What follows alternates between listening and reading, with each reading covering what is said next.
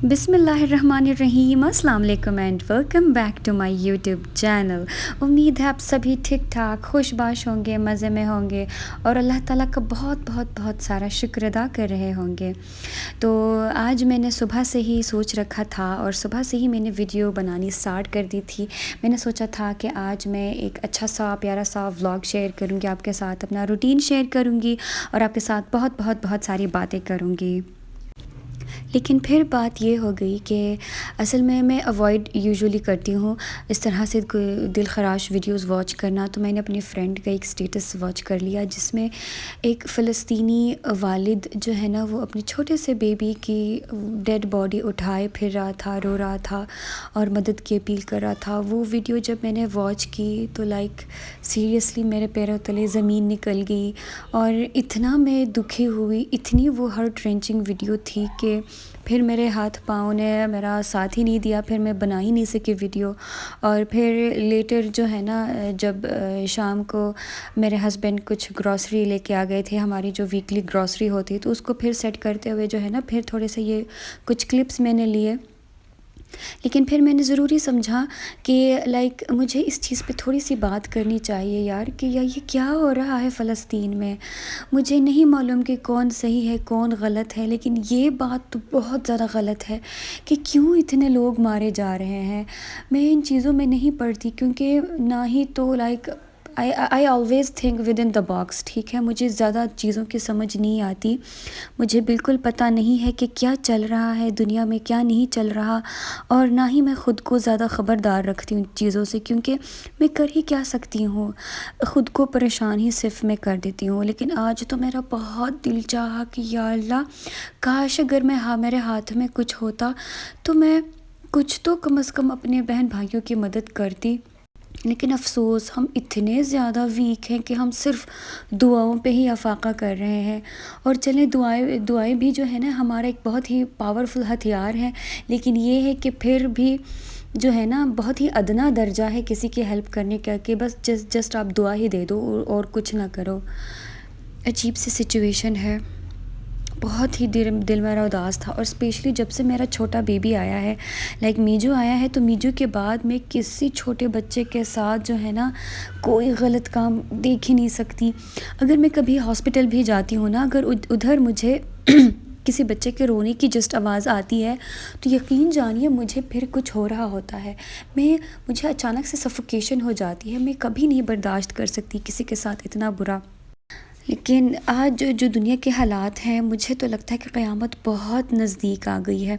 और ये बात भी मुझे लाइक जब मैंने रियलाइज़ किया तो मुझे इतना डर लगा कि यार ये इज़राइल तो वो बनी इसराइल वाले हैं जो कि जिनका ज़िक्र कुरान में थे ना, बार बार अल्लाह ताला ने उन पे अपनी लाइक सारी नेमतें तमाम कर दी थी, लेकिन फिर भी वो ना शुक्रे ही रहे।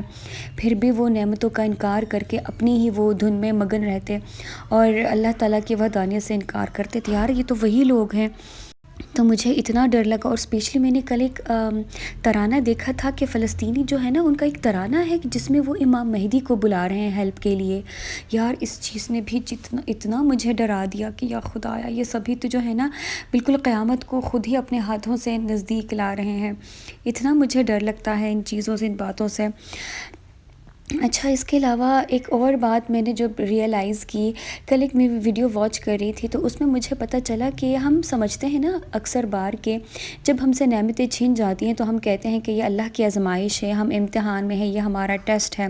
लेकिन आपको पता है कि जब हमें नेमतें दी जाती हैं, जब नेमतों की फरावानी हो जाती है, तो वो भी हमारा एक इम्तिहान होता है। और जब हमें नेमतें दी जाती हैं तो वो वाला इम्तिहान जो है ना, वो सबसे बड़ा होता है, सबसे ज़्यादा ख़तरनाक होता है।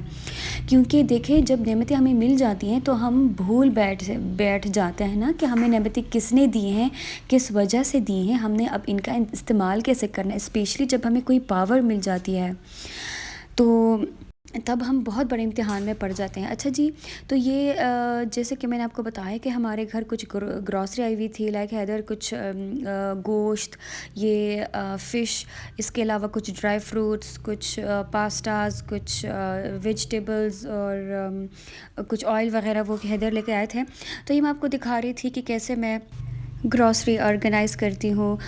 گوشت کو میں اس کو کاٹ کے اس کو کلین کر کے پھر میں تھیلیوں میں فریز کر دیتی ہوں. سبزیوں کو بھی میں دھلا کے جو ہے نا فریج میں رکھ دیتی ہوں. انڈوں وغیرہ سب کو ہی کلین کر کے رکھ دیتی ہوں. اس کے علاوہ یہ جب بھی ہمارے گھر آتا ہے تو فرسٹ پریورٹی تو ہماری یہ ہوتی ہے کہ ہم فش کو جو بس فوراً سے ہی صاف کر کے میرینیٹ کر کے بنا کے کھا دیں. لیکن اگر اس ٹائم ہمیں نہیں کھانا ہوتا تب میں جو ہے نا اس کو میرینیٹ کر کے ہی فریزر میں پھر اس کو فریز کرتی ہوں. کیونکہ یہ دیکھیں کہ گوشت جو ہے نا اس کے ذائقے میں کچھ خاص فرق نہیں آتا، لیکن فش کے ذائقے میں ڈیفینیٹلی فرق آتا ہے جب یہ آپ اس کو فریش ہی کنزیوم نہیں کرتے، فریش ہی نہیں کھاتے. تو جب آپ اس کو میرینیٹ کر دیتے ہو تب ذائقے میں 19-20 بس فرق آ جاتا ہے. اس کے ٹیکسچر میں، اس کے ذائقے میں زیادہ نہیں آتا. لیکن اگر آپ اس کو ایسے ہی فریز کر دیتے ہو پھر بعد میں میرینیٹ کرتے ہو تو یہ دیکھیں کہ یہ بہت زیادہ پھر آپ کا فش جو ہے نا وہ ایسے خور بلاڑ نا مطلب پھیل سا جاتا ہے، نرم سا ہو جاتا ہے، ٹینڈر، تو وہ بہت ہی اس کا ٹیکسچر خراب ہو جاتا ہے. تو فش کے میرینیشن میں جو ہوں نا، سب سے پہلے میں نے اس پہ سالٹ لگا دیا، پھر اس کے اوپر صرف گارلک کا پیسٹ لگا دیا. پھر اس کے اوپر میں نے لیموں چھڑک دیا. اور مسالوں میں نے زیادہ مسالے میں یوز نہیں کرتی، بس صرف مسالوں میں نے اجوائن، دھنیا پاؤڈر، چلی فلیکس اور جسٹ یہ زردے کا کلر جو ہے نا فوڈ کلر، اس کے اوپر میں نے لگا دیا.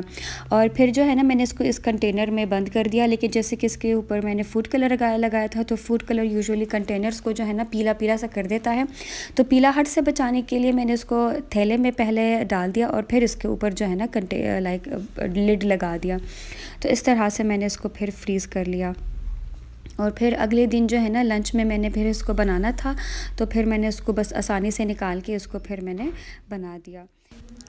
تو یہاں پہ میں ایک ٹپ دینا چاہوں گی، اور وہ یہ کہ میرینیشن کے دوران آپ کبھی بھی سرکے کا استعمال نہ کریں بلکہ آپ لیمن جوس کا استعمال کریں. کیونکہ سرکے کی وجہ سے جو ہے نا فش آپ کا باٹم کے ساتھ، فرائنگ پین کے باٹم کے ساتھ لگ جاتا ہے، اس کے ساتھ چپک جاتا ہے، جبکہ لیمن جوس میں اس طرح کا کچھ نہیں ہوتا.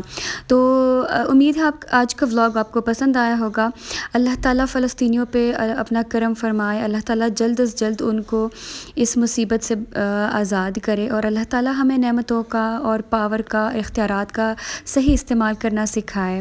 تو اللہ تعالیٰ ہم سب کا حامی و ناصر ہو. دعاؤں میں یاد رکھیے. پھر ملتے ہیں کسی دوسرے اچھے سے ولاگ میں. تب تک کے لیے اجازت دیجیے. اللہ حافظ.